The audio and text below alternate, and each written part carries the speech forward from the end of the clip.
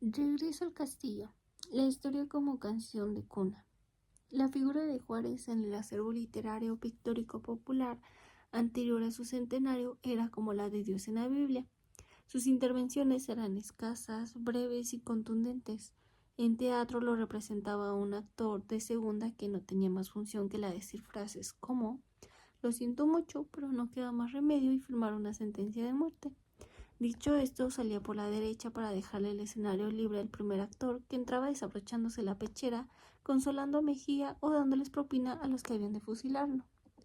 Con todo, hay que admitir que a pesar de la fama de guapos, de ser de tan buenas familias, de las crinolinas, de la barba partida, de los landos, de las charreteras y de los numerosos intentos de volver romántica la historia de Maximiliano y Carlota, si él hubiera muerto fusilado y ella loca y octogenaria, la pareja como tema literario hubiera pasado inadvertida.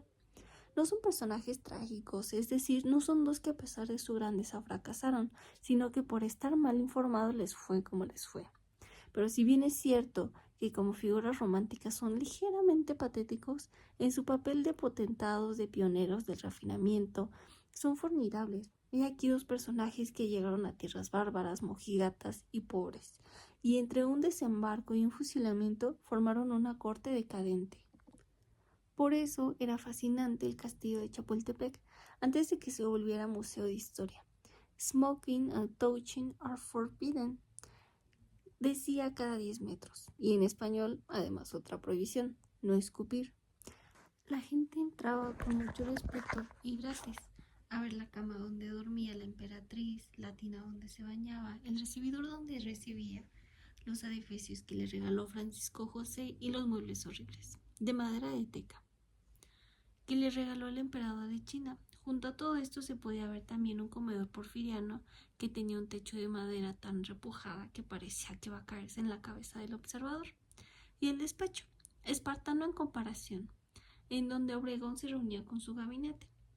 Si he de ser franco, mis ojos infantiles todo esto quedaba opacado por el famoso elevador hidráulico, del que no se podía ver más que la reja que impedía la entrada a un zobacón oscuro. Para mí, yo creía que lo hidráulico quería decir que el elevador flotaba. Maximiliano y Carlota eran dos personajes que para llegar a su casa llenaban un cerro de agua. No era muy didáctico el castillo, nadie hubiera aprendido historia de México con tan solo visitarlo, ni a nadie se le hubiera ocurrido que semejante cosa pudiera sucederle. Pero lo expuesto tenía una fuerza de evocación semejante a la que tienen los cuartos de los muertos cuyos familiares han decidido dejar todo tal cual. Todo ha cambiado. Se pretende que solo correr unas cuantas salas el espectador adquiera una idea clara de la historia de México. De acuerdo con los dogmas aprobados por la Secretaría de Educación Pública, en visita de estos conceptos, se degradó al castillo de Chapultepec de su categoría de recinto histórico a la muy inferior de museo de historia. Al que, como yo, regresa al castillo después de una larga ausencia, le esperan muchas sorpresas. La reja del elevador está abierta, el socavón alumbrado, pero al fondo del castillo, en vez del hidráulico, hay un hostis de los más sencillos y un pobre hombre encargado de abrir las puertas y cobrar los 30 centavos. Saliendo del elevador, como reflejo automático, quise ver la cama de Carlota. No pude, decía prohibido el paso.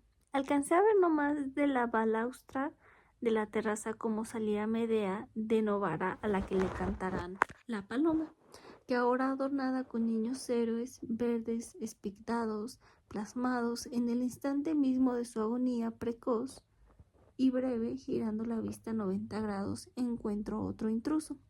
Por contraste, es gordo y está hecho de metal colorado.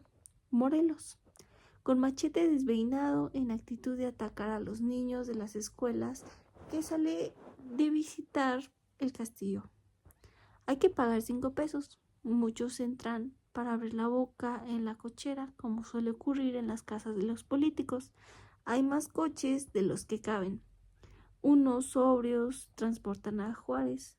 Otros, más adornados, llevaron en su interior a gente que tuvo mucha peor suerte. De las paredes cuelgan sin letreros y los retratos monumentales de personajes incluidos en la lista negra. Porfirio Díaz y Maximiliano y Miramón. Después pasa uno entre las culebrinas. No hay nada más aburrido que una colección de culebrinas, piensa uno. Al entrar en el siguiente salón rectifica. Excepción hecha de la colección de retratos de todos los virreyes de la Nueva España, pintados con la misma mano, del mismo tamaño y en la actitud clásica de los villanos de telenovela. A mano izquierda está Velázquez, falsificado por un incompetente.